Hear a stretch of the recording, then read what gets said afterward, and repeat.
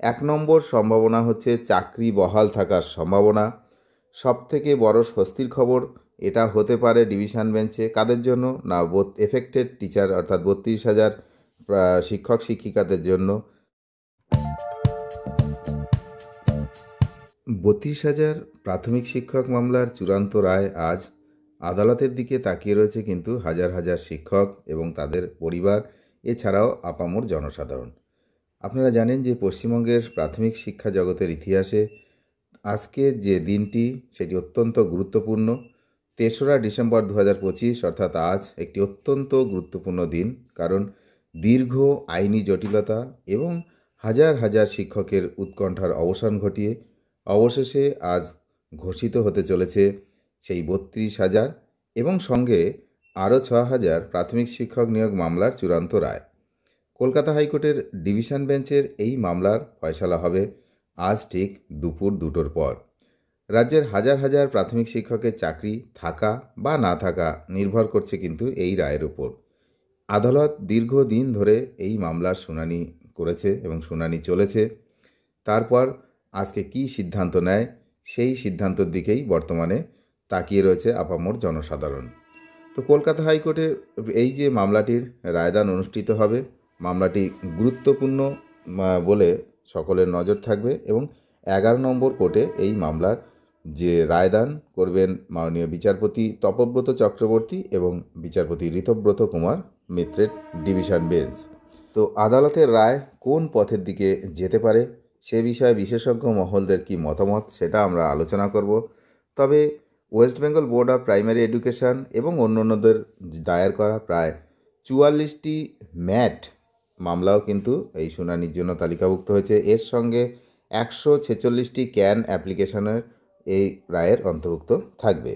আমি প্রথমেই বলেছিলাম বা অনেক আগে বলেছি যে বহু ক্যান ফাইল যুক্ত হয়েছিল এই মামলার সঙ্গে। তো সমস্ত কিছুর বিচার কিন্তু আজকে হবে। আইনজীবী এবং সংশ্লিষ্ট মহল যা মনে করছেন, আজকের রায়টি কেবলমাত্র কোনো সাধারণ কোনো নির্দেশ বা অর্ডার নয়, এটি একটি পূর্ণাঙ্গ জাজমেন্ট হতে চলেছে। এই রায়ের উপর ভিত্তি করে মূলত 3টি সম্ভাবনার কথা আপাতত দেখা যাচ্ছে। 1 নম্বর সম্ভাবনা হচ্ছে চাকরি বহাল থাকার সম্ভাবনা। সবথেকে বড় স্বস্তির খবর এটা হতে পারে ডিভিশন বেঞ্চে কাদের জন্য না, এফেক্টেড টিচার অর্থাৎ 32,000 শিক্ষক শিক্ষিকাদের জন্য, যে সিঙ্গেল বেঞ্চের যে রায় চাকরি বাতিলের রায় সেটা যদি সম্পূর্ণ খারিজ করে দেয় সেক্ষেত্রে তারা সেভ হয়ে যাবেন, তাদের চাকরি ঠিকঠাক থাকবে, কোনো সমস্যা নেই, এটা সম্ভাবনা। আর যদি মিডিয়াম কিছু হয় অর্থাৎ মাঝামাঝি কোনো পথ অবলম্বন করে আদালত এমন কোনো রায় দিতে পারে যেখানে পিটিশনার বা মামলাকারী যারা রয়েছে তাদের কিন্তু চাকরির সুযোগ করে দেওয়া হতে পারে এবং একই সঙ্গে যারা 32,000 কর্মরত শিক্ষক রয়েছেন তাদের চাকরিও বহাল রাখা হতে পারে। তাহলে একটা ভারসাম্যমূলক এবং মধ্যপন্থা রায় কিন্তু হিসাবে দেখা হতে পারে। এগুলো সবই সম্ভাবনা, কারণ আদালত কি রায় দেবে সেটা কেউ জানে না। তো যাই হোক, আর একটা হচ্ছে সিঙ্গেল বেঞ্চের রায় বহাল। যদি এই যে সম্ভাবনা, এই সম্ভাবনা বিশেষজ্ঞরা বলছেন যে সিঙ্গেল বেঞ্চের যে রায়টি পুরোপুরি বহাল থাকার সম্ভাবনা খুবই কম।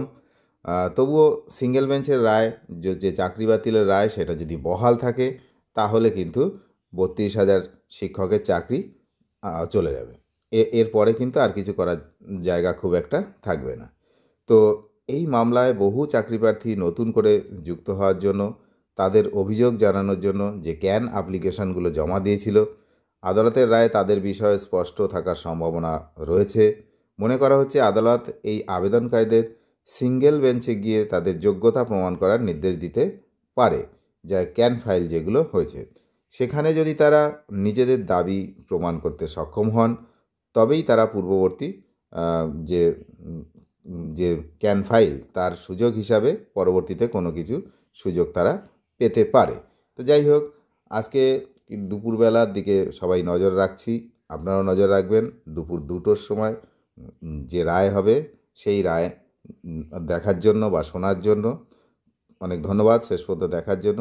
যারা চ্যানেলে নতুন তারা লাইভ রায় দেখার জন্য বা নিয়মিত আপডেট পাওয়ার জন্য চ্যানেলটিকে অবশ্যই সাবস্ক্রাইব করে সঙ্গে থাকবেন। Thank you.